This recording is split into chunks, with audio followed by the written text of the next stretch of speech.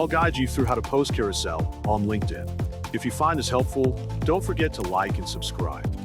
First, open your browser and type linkedin.com. Click sign in with email.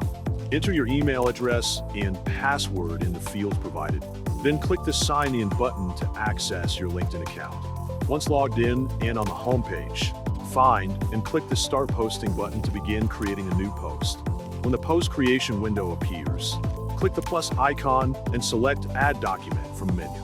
Then, click the Choose File button to begin uploading your file. Select the carousel you created. Double-click the file to upload it to your post. Once the document is uploaded, a prompt will appear asking for a title. Fill in the document title field using the carousel title you created. Once the title is added, move on to the caption area below your document. Fill in the caption for your post, ensuring it aligns with the context or message you want to share. Once everything is complete, click the Post button to upload your content to LinkedIn.